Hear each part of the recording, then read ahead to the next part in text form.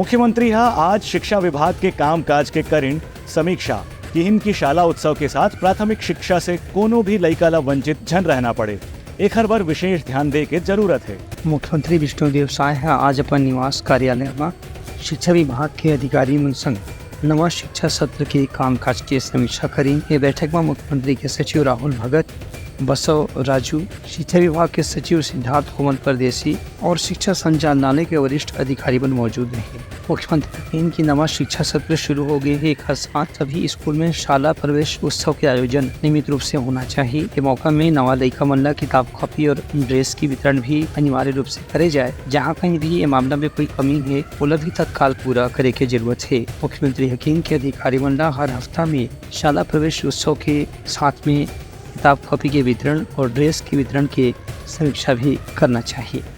Bureau report, Telangana news.